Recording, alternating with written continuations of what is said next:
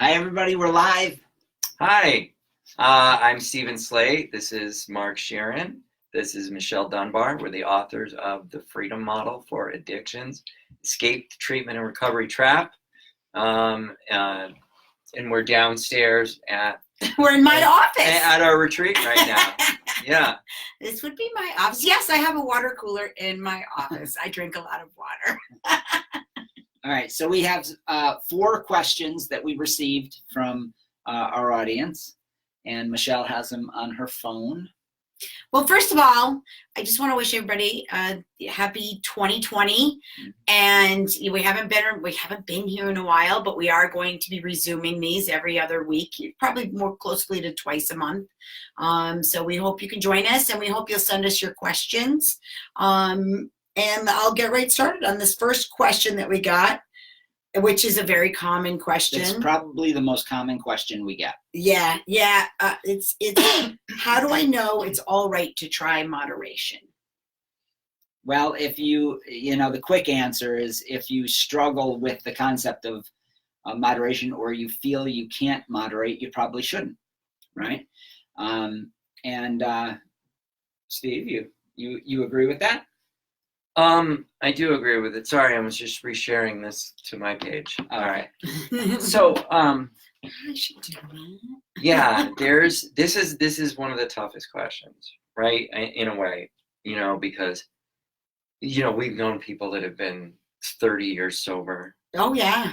I was sober 20 years. Scared, sober, not drinking. I don't even like the term sober. Yeah. Because it doesn't necessarily mean abstinent. You know what I'm saying? But I've known people 30 years abstinent. Yes. Scared shitless to take a drink. Yes. And then did it, and everything was fine. Yep. Yeah. And there are no problems. And I have known people in the midst of a drinking problem that immediately started moderating. I know a lot of those. And we're fine. Yep. And then the 3 of us, we all took an extended period of abstinence first. We did. And I wasn't even planning on moderation. I wasn't planning on lifelong abstinence. I was planning on a period of abstinence to see if we could be happier without it or not. And so since we've talked openly about this, we talked openly about it in the 13th edition of our program before the Freedom Model, right? Yeah. And then we made the very big new edition called the Freedom Model, and talked very openly and very straightforward and said it right from the beginning, because it is an important thing. The whole demand for abstinence, it rests on the idea of loss of control, right? And everywhere you go for help, everybody says you got to be abstinent. And why? Because you'll lose control. And it's disproved a million ways.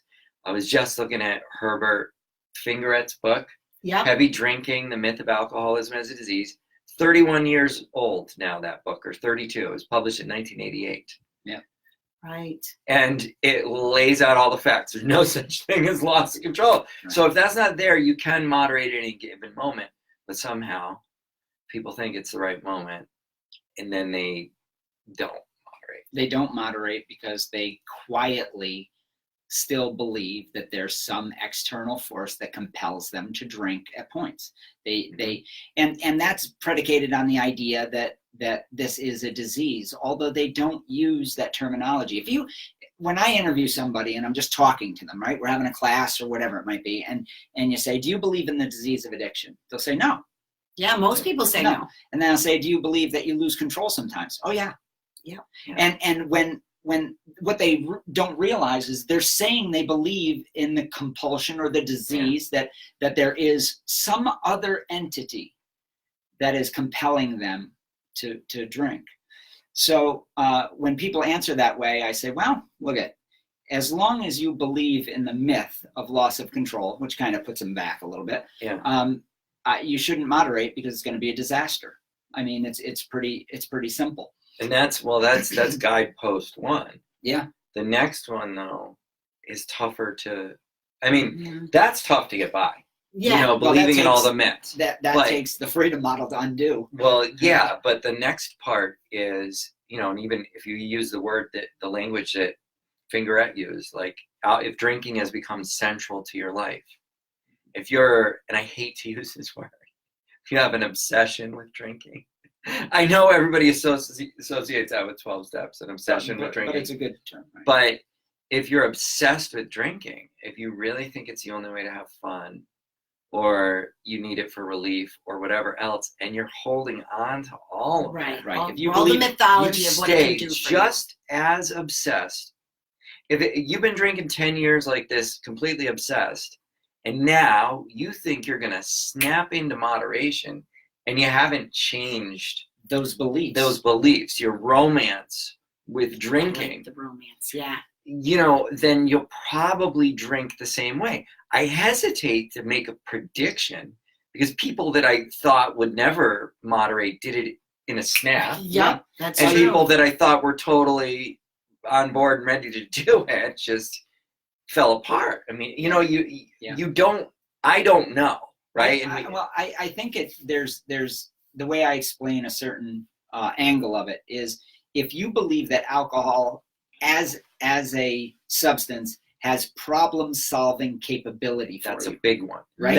That seems to be, because I don't hold on to any of that in my life. I Right. do not believe that Right. substances solve problems. And so I think when after 4 or 5 years I decided to drink and there was no issue with it, it's because I didn't look at it as it's hard for people to understand this as more than like a treat, like a hot fudge sundae.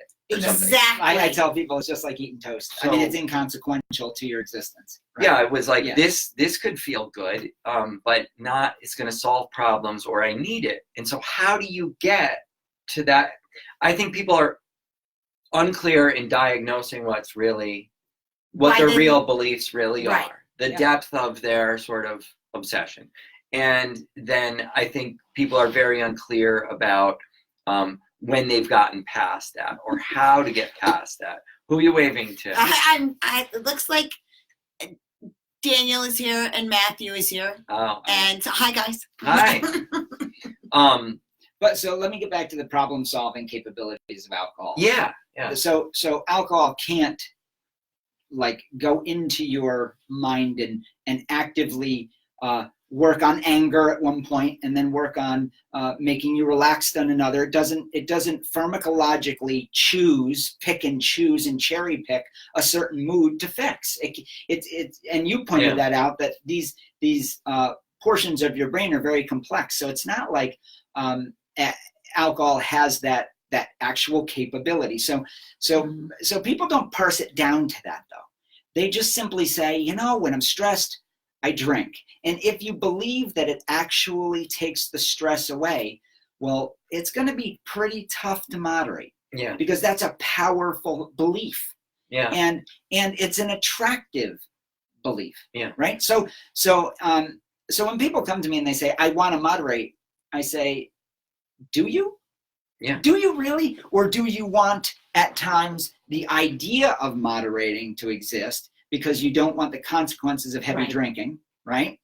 But you still want to believe that it takes away stress, trauma, depression, anxiety, all those problem-solving capacities that don't really exist. So what we do in the freedom model is we challenge the belief that alcohol, drugs, substances solves issues, solves human issues. We challenge those beliefs, right? And for a lot of people, it's a massive wake-up call to go through that intellectually, right? And sometimes it's really big and powerful, and they feel like, oh yeah, I don't need this drink anymore. I've seen that happen a bunch of times. And then sometimes, basically, it's as you go through life and you act on beliefs, you sort of wire them into your head. That's true. You do something enough times, after a phone call with mom or the wife or your son, right? And it always goes bad. If enough times you drink after that, then and you feel like you need it and it's connected. And so part of breaking that connection is not only understanding that you don't need alcohol in those situations and it's not really helping it, but it's actually living out those situations without alcohol. So I want to jump to that for a second. How many years were you abstinent before you Drank again? It was almost 20. right? And I'm trying to think, it was probably about that for me because we came in Mhm. around the same time. We stopped drinking around the same time. How many years for you? About 4.5. Okay, so here you have 3 people. Now we have very specific experience, which is why we're sitting here, and that is we had a big treatment background, right? Yep. Steve maybe a little less so. Consequently, it's 4.5 years for you. We were steeped in treatment, Right. Yeah. We were raised as children. literally, And AA more so than me. right? Yeah. Yeah. So we had the mythology deeply ingrained in us. So I know that I quit, and I was 18 years old at the time. And I don't think I really knew why I quit. It was something that I had to do because AA was ingrained in me since I was a kid. Yes. And my life was a tragedy at that Our point. drinking Yeah. was problematic from go because we were told if you ever touch a drink, you're going to be an alcoholic. And so what that meant was, well, we're going to be crazy and, getting hammered and driving drunk and that it had all that stuff. and that it had problem-solving capabilities. And Yeah. Oh, Oh. yeah. yours was the big depression. The big depression, anxiety. My dad would come home at the end of the day, and he would I was like 7 years old, and I knew how to make his scotch like get the glass and the ice and pour enough scotch in for him and stuff. There's a great comment here, Travis. Alcohol became my go-to for all of those problems. But if I was conditioned to believe Cheetos was the solution to those problems, I'd be here with the Cheetos problem. It's about the belief, not the substance. That's so right. That is Right. exactly- That's Yeah. right on, Travis. That's Yeah. exactly. And you know what? That's what fetishes are. Yeah. Right? Yeah. And if there's a fetish that you agree with or society agrees with, it's not a fetish, it's a habit or even a virtue. Right. Right? If you're habitually doing something Yeah. that everybody agrees with, it's a virtue. But it can be seen, if society disagrees, then it's a deviant fetish, or in the case of substances, it's alcoholism, or you're an addict. So it all comes down to the mythology surrounding whether society agrees with the activity or not. Yeah, sure. And then that's what holds you trapped. That's what's Yeah, holds you in trapped. terms of the addiction thing and the shame and all that. Yeah. But now we can identify the big things the big problem-solving things that people think is going on with drinking and drugs. It helps with my stress and my depression and anxiety. Like that's the big big. That's easy. What's tougher to identify sometimes is, I could think of somebody last year, older, that was passing the time by drinking. Yeah. Mhm. really common. That's Really what common. drinking meant to her. Yeah.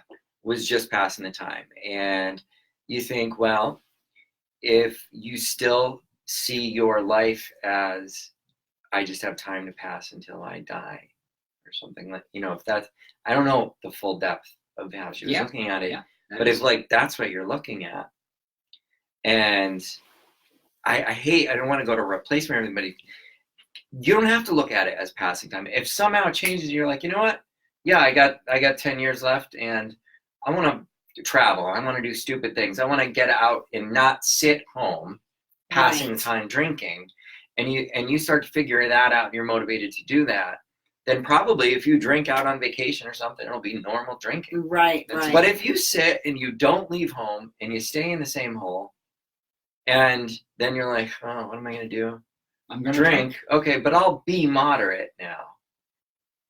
What has changed? Well, Nothing. So you probably end up in the cycle of passing time all Well, day. let me talk about our experience a little bit, and then you can jump in here, because when I drank, it was all consuming because of how we grew up, Right. right? Then in our case, it took us so long to get to the spot where it was easy to moderate because we were steeped in treatment, and it took a long time to undo all of those, myths.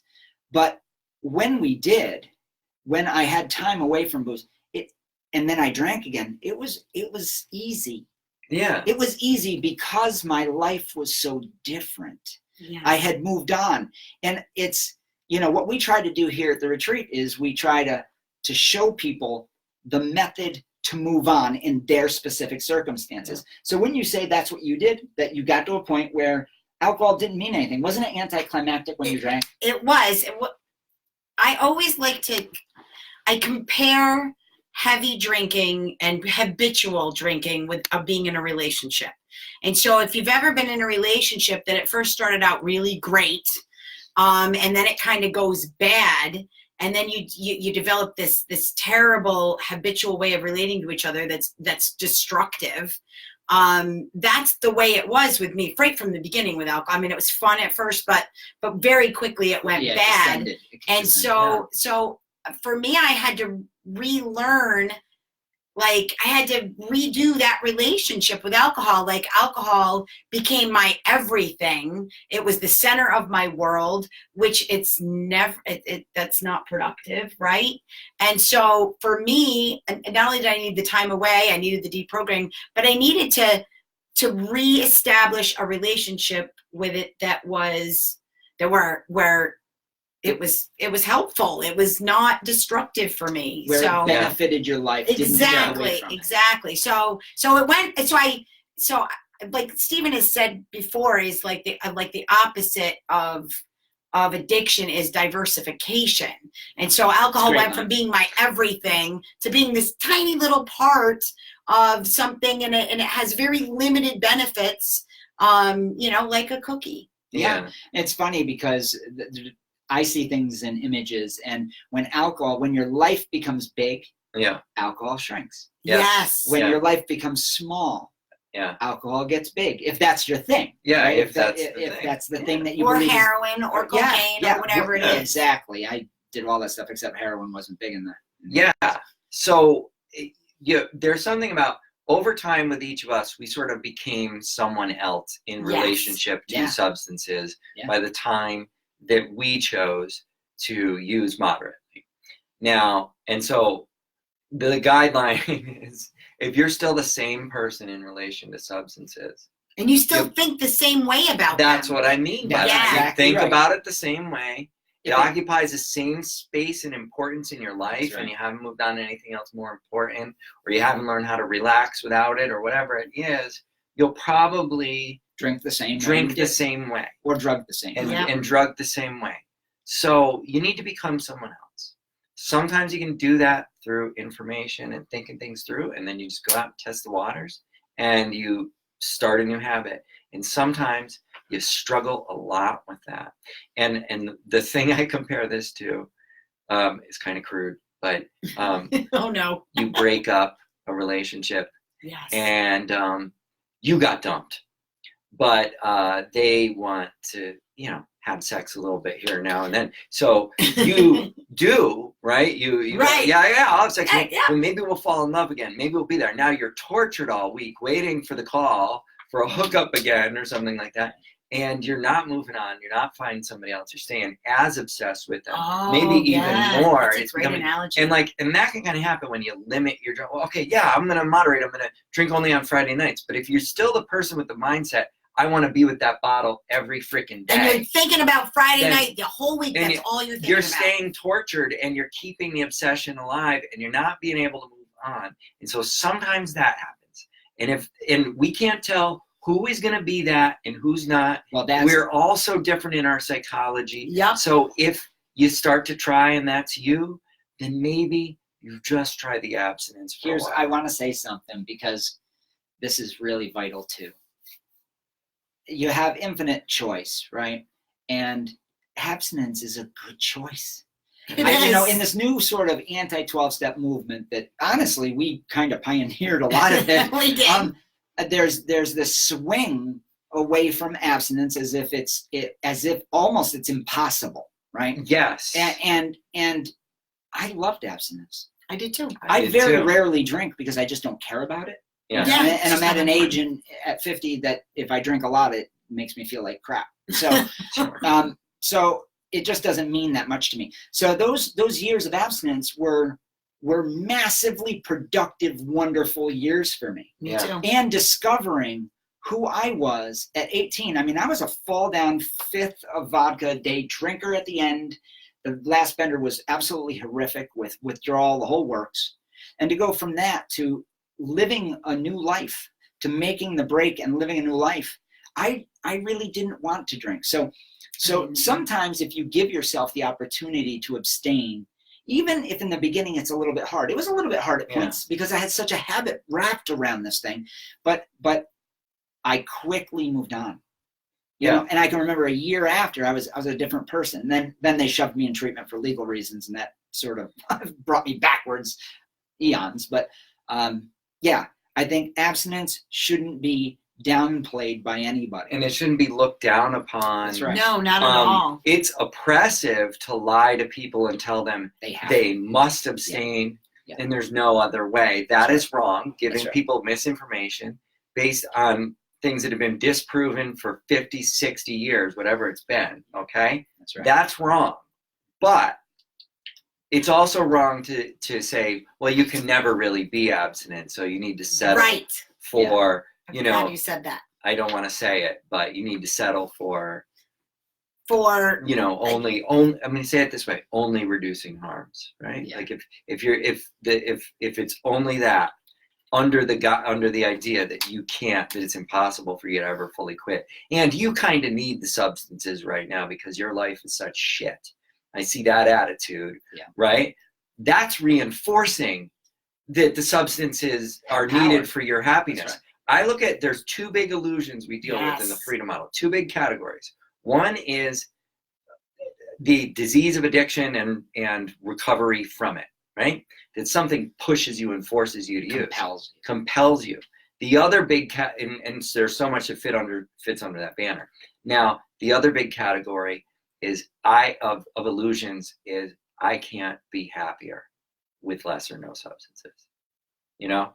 And you can be a lot happier. You can be. Anybody can. Yeah. If you're using substances by your judgment too much or excessively, then absolutely, by definition, you can be happier using less or not at all. That's right. Absolutely. Right. By definition, you're saying it's too much. So, you got to give yourself the chance to explore that.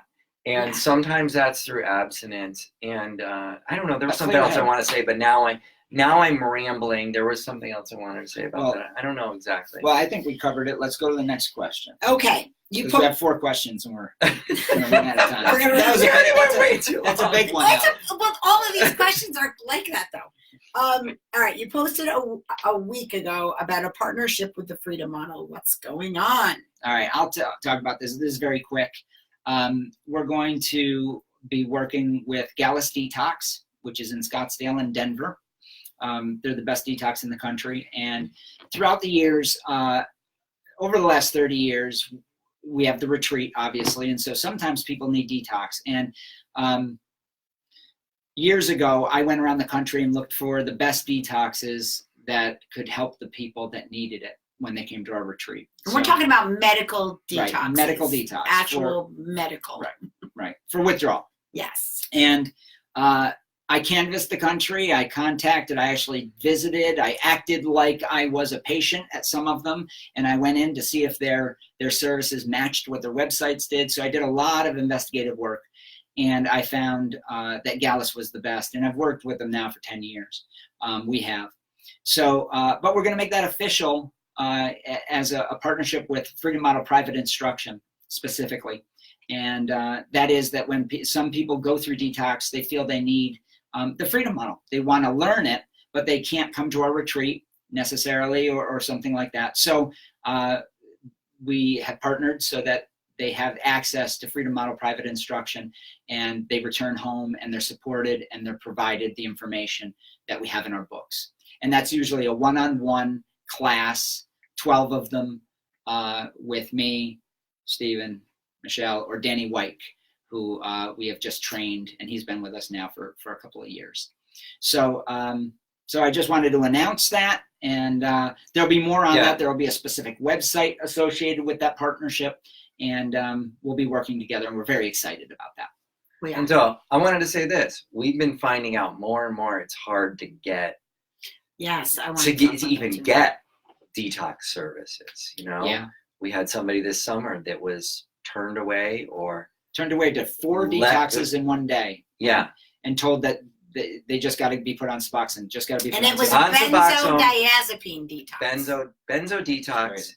And they wanted to give Suboxone. That's what the nurses said. Well, you give Suboxone for that, right? Yeah, we'll give them Suboxone and out the door. That takes away cravings. So, I mean, and I've seen dumb crap like that.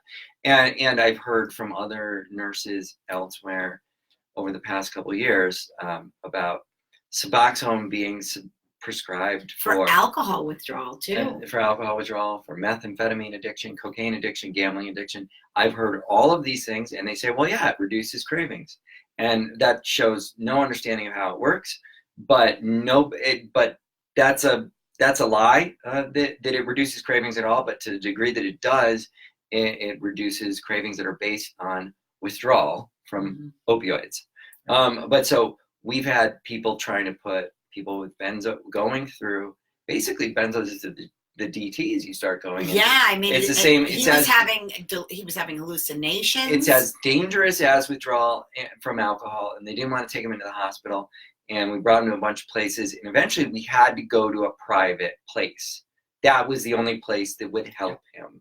Right. In other words, and everybody else just wanted to get him onto Suboxone. We had a person with an alcohol problem over the summer that they released him and they wouldn't take him, and until, and they kept saying, oh, well, his vital signs are fine. And we go, well, he's hallucinating. He was hallucinating. So you got to do something. So and Gallus has been, we never had an issue with them. Yeah.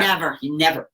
And when the person said, I want to be drug-free after this detox experience, they were drug-free. They're willing to do that. Yeah. So this is getting to be an impossible service to get. And it's a shame, because it's the best thing that the medical world has to help people with substance use problems is detoxing. Know how to do it. They won't do it anymore because activists are scaring them out of doing it. But when you know what you need, that it's what you need, and you're ready to make a change, you should be able to get it. And this place is pretty reliable on that.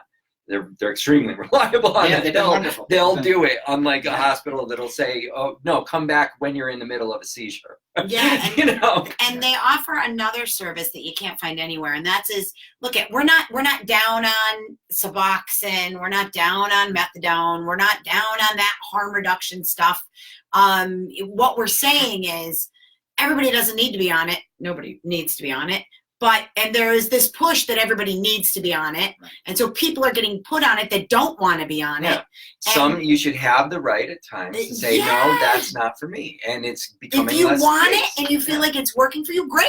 I have nothing against it. We applaud it. Exactly. Yes, but if you're ready to get off of it, go try to find a detox that'll help you get off of it. Nobody will. Except Gallus will. Yeah. So there we go. That's where we're with them. Yep. All right. What's the next question? All right. Hold on. I've read the Freedom Model. Oh, this question. This is another one of those. This is one of those questions at every single call, every single time. I've read the Freedom Model. I agree it's not a disease, but I'm still struggling. What should I do? Well, we covered a lot of this already in the previous question. I mean, that question is wrapped around the idea that anytime you say it's a disease, people fall into one of two camps. I believe it's a disease. They're a hardcore believer. Yep. Which is fine. Or they say they're not. Yeah.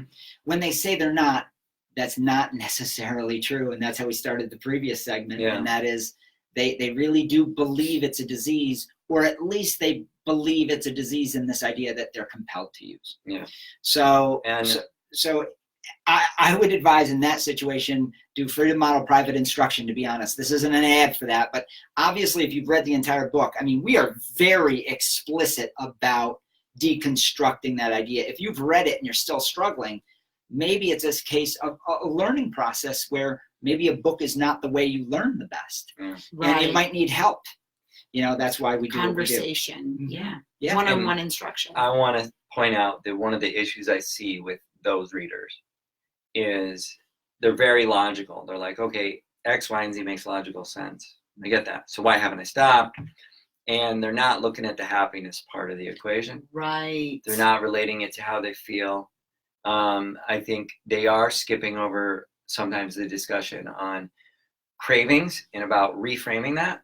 Yeah. Because, you get really, if you've been trying to quit for years and failing, what happens is you get to a place where the minute you desire a drink, The minute you have the fleeting thought of a drink, you're like, all right, fuck it. I'm going to be tortured by this all night. I might as well do it, and you're giving in and you don't even think about it, right? And so they're like, oh, I logically get all this stuff. Then that moment comes and they fold instantly. Because they don't understand. And they're still wrapped up in the emotional part. They don't understand that this is part habit, and you got to put that in the right emotional context and say, okay, slow down. I understand what's happening, but I could really be happier making a different decision. And so, I think we can do a lot more guidance on that in the classes. But I would say first thing, if you're in the middle of the book and you're struggling and it's like, you got to pay attention to this emotional side of it. There's a reason we put the positive drive principle in there. Yeah. And that's something that Mark says all the time is that every decision is emotional, and I just got done reading Lisa Feldman Barrett's book, the neuroscientist, and her thing is same thing. She talks about the system 1, system 2 thinking, right? The automatic thinking and the very deliberate thinking. She's like, you know what? It's kind of bullshit. Yes. She's like, it's all very emotional in a way. Yeah. Right. So human beings are run on their emotions. Yeah. So you can get these things logically, but you have to make it make sense to you emotionally to make a different decision, because that's where decision. Can I give an example? Motivation comes from. Yeah, go ahead. I had a fellow who came through the retreat, and I taught him for 4 weeks. We got from A to Z, and we'll call him Tom. And Tom called me and said, I went out and I got shit-faced. That's exactly what I said. I said, okay, all right. And he said, well, I didn't get shit-faced at home. I went to this other town where I tend to get shit-faced, right? And I said, now we had a lot of discussions about these 2 lives he was living. And the one life was the wild sort of teenage life. And now this fellow was in his 50s. And so he had a family at home where he was always very responsible. He made a good living. And I said, well, Tom, why don't you just not go and just not be a teenager at this town that you go to, And it was, he was like, I didn't think about that. And really what it was if you drink long enough, there's a lot of habit wrapped around it. But he literally felt powerless, because here he was excited about the freedom model. And then he had this, what he considered a slip. I said, it wasn't a slip. It's just you habitually have done this for many years. There's a comfort in habits, even if they have unpleasant consequences. There's still a comfort in them, or you wouldn't keep doing them. Exactly. And so what I did was I took this situation that he thought was dire, and I said, it's habitual. Just accept it that it is. You don't have to go to this town.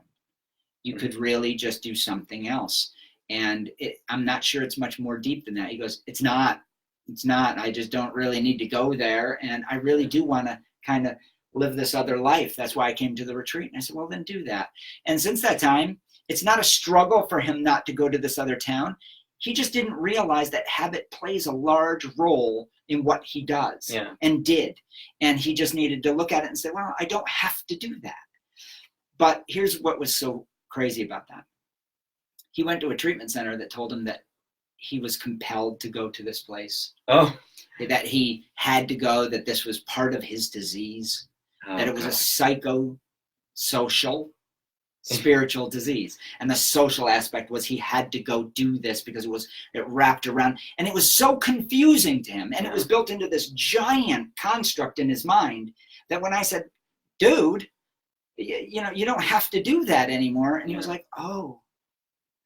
And then later when we talked, and I said, how are you doing? He goes, you gave me permission to just move on. And I have heard that dozens of times now. So what I'm hearing is so he's understanding things very well, but then the habit is throwing him off, and he's freaking out at the habitual thought to go there and do this. All these old scripts from treatment are playing. And so again, it's the same thing. Put it in the proper context and make it make sense to you emotionally. And of course I'm thinking this now. I've thought it and done it for 20 years. And it's not a big deal. And so that emotional side, you have to make it make sense to you emotionally. That's why I see most often with people that they're like, the book ain't working for me, you know. Yeah. I agree, but I need more help. That's always what it ends up to be. Yeah. Yeah. You got to work through the emotions, though. And sometimes I hear this, and maybe this is a woman thing, I don't know, but I hear people tell me they're waiting to feel happier, and then they'll stop. Like, I'm waiting to feel something, and that's typically not the way changing habits works. It almost never is the way changing habits works. You have to make the change and then figure out how you can be happier in making that change. That's a certain amount of faith, right? You're starting out and you're kind of jumping off the cliff a little bit, saying, all right, I'm going to go try this. Yeah, I mean, I think I'll be happier. I'm in danger of losing my job. I'm in danger of losing my family. I think I could possibly be happier not drinking or not drugging. And I'm going to try that for a while and see how that works. I think that demographic is heavy with older women, right? From 50 to 70s or after that. I think any age woman. I mean, yeah. we just, a lot of the women I've worked with over the years, it is that I'm waiting to feel like I want to do this. Yeah. And if I waited to feel like life is a tough task now. Really what you're talking I'd be sitting on the couch watching Netflix. That's all I'm saying. Drunk with a bottle of Magnum next to you. Yeah, but you're talking about, but you had some feeling of wanting to move forward. And you're talking about the desire for the perfect feeling. Everything is all right. Everything's rosy. good, and my life is good, and now I'm going to make a change. Yeah. And, we do have specifically a section in the book saying, hey, don't make change conditional on getting happy first. Well, right? here's something. When I did the research in the retreat years ago, and I did follow-up studies of how people were doing, and I was expecting everybody that was goal-centered and driven and spiritual and all these things that would be doing great. Yeah, that we had concocted out of thin air, most of it. And then I called all these people, hundreds of people, and followed up. How are you doing? Did you follow your goal set? Did you do all this little recipe that we had created that was a mix of AA, and it was all Yeah, this was many years ago, by the way. Yeah, this is way back when we were just trying to figure all this out. But this was a big deal because almost none of them were doing it that were doing well.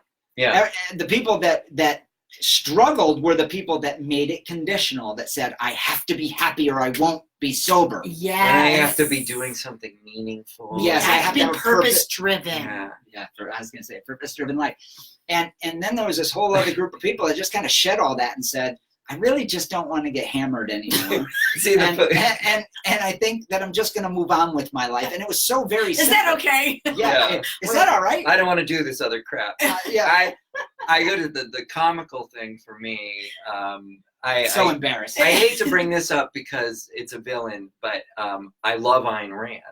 Yeah. I love reading Ayn Rand. I think she's brilliant, and I think whether you agree or disagree with her, the way she breaks things down is insane. Here's the thing. I went to the retreat when they had the AA stuff mixed in, and it was like, be selfless, and I was Mr. Selfless, and I was doing, I wasn't the best Mr. Selfless, but I was. You were pretty good. Yeah, you ranked well. And I left to go pursue goals in my life, and I pick up The Virtue of Selfishness by Ayn Rand, and I start reading that. I'm like, oh yeah, this makes sense. And now I'm just doing my goal. I'm going back to school. I'm doing theater. I'm meeting a boyfriend, I'm doing nothing to help anyone.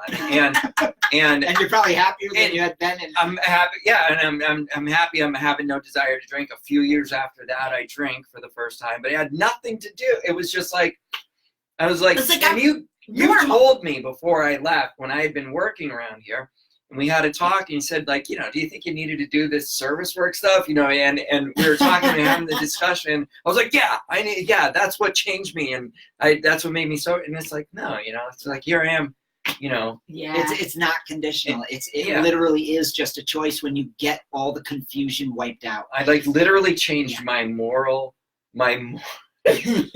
moral compass 180 degrees. And you did better. And there is no,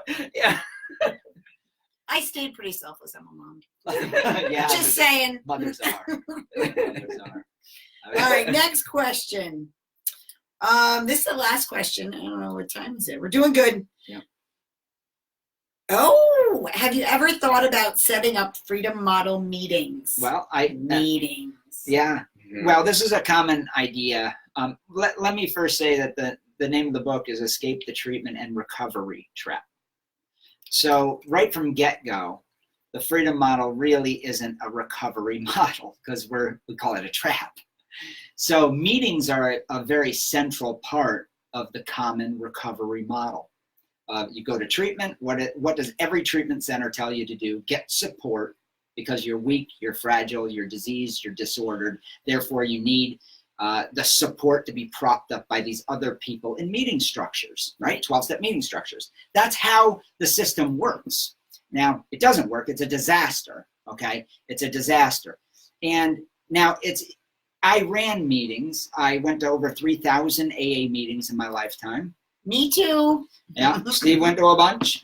And, you know, Group therapy, all that stuff. All that recovery stuff. And then in the early days when we were doing the early research, we came from an AA background, and we realized we recreated AA in our own little model called the Fellowship, and it too was a disaster.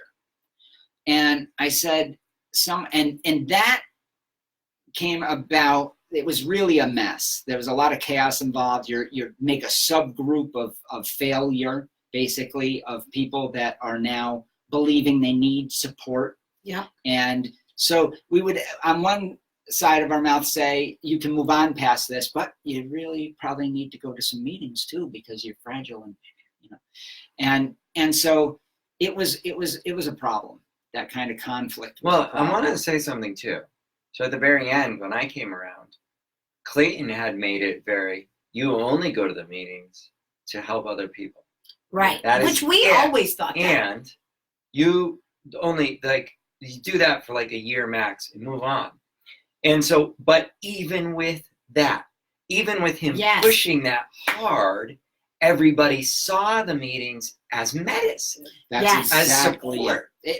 Because the cultural paradigm is so ingrained. Mm-hmm. So no, we wouldn't create meetings. So what happened was, when I did those studies and I found that everybody that left the fellowship didn't go to meetings, didn't really actively pursue their goals and all the stuff that we had set up in this bubble, that those people, when they left and became free, did well. Yeah. And a lot of them did other goals. Their lives had blossomed. Other people that were successfully not drinking and drugging didn't do any goals at all. Their lives were identical to before they came to the retreat.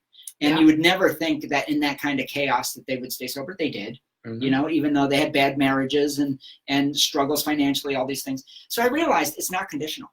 This whole drinking and drugging thing comes down to some pretty simple truths. And that is, if you really truly believe in choice and free will and the fact that you can be happier without being drunk and high, you will move in that direction. And when people got that, they were successful. And that was 6 out of 10 times. You know, and humans are problem-solving creatures, and they figured it out. So we will never do meetings. We'll never have any type of structure like that. When somebody leaves our retreat, it goes through FMPI, the private instruction model, or they read the book, we want them to look at it. We want there to be a line in the sand that gets drawn, that they say, you know what, maybe I can move on. Maybe I can move on to something completely new and just be free of all this. And that's a wonderful, wonderful place to be.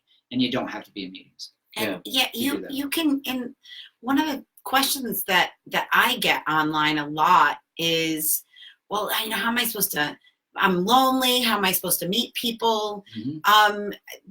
Literally, the world is tiny now, and there are the needs of humanity are endless. If you want to help someone, if that is something that is important to you in your life, you can volunteer at just about any organization. There are so many organizations to volunteer with that don't have anything to do with substance use, and it doesn't put you in a room full of people who that remind you of your past, that chain you to something you did for a brief period of time. It really sustains an identity to attend to these meetings. And that's what they're all about. And that's what group therapy is about as well. we just picked up a document from was it SAMHSA a couple months ago? Remember I was showing it to you? Yeah. I had all the little. It basically said, the point of group therapy is to get people to identify as addicts. Yeah. And alcoholics. The mission of it. And and to feel pressure. Yeah. That was the other part. Social That's pressure. right. Social pressure Social from pressure. others. And then further down in the document, it says, well, people kind of that really comply and go along with group therapy, they're just trying to get rid of the social pressure. They don't necessarily stop drinking, or like whatever it said. Yeah, it contradicted it contradicted itself. It did. And It so exposed the uselessness of it. the uselessness of it. Here's the usefulness, though, because for anything to survive and continue, it must be useful to someone Right. in some As a social way. function. That's right. So, at the very least, meetings. What if you're a person who has not gotten over your obsession for drugs and you keep using, but you could go to meetings and that makes your family happy or your husband or your wife happy, that you're there doing something, then that served a social function, and it brings the heat down a little bit. Yep. Right. Yep. And if you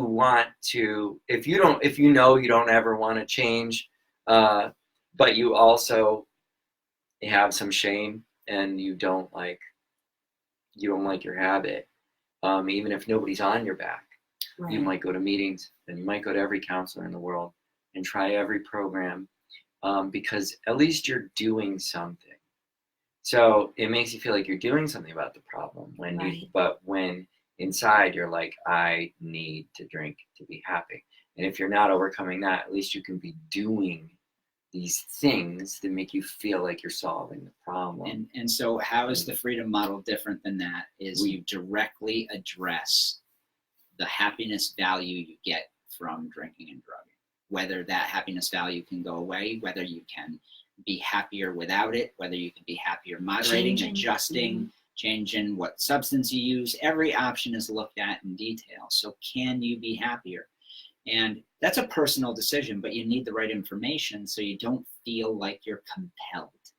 Yeah. And that's the crucial. And that there's nobody really knows there's another perspective to be had on the effects of drugs. Everybody just kind of reinforces the idea that they do all these miraculous things.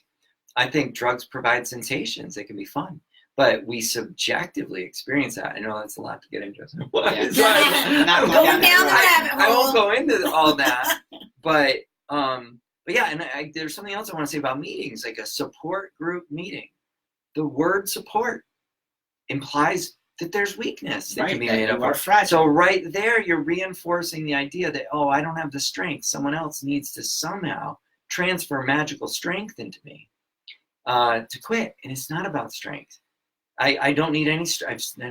Sorry if this is dismissive. I don't need any strength to not eat broccoli. Right. It's repulsive to me. I have no attraction to it. I love broccoli. I love it. I don't stop. I don't walk around all day controlling myself, stopping myself, practicing techniques, getting support to not eat broccoli.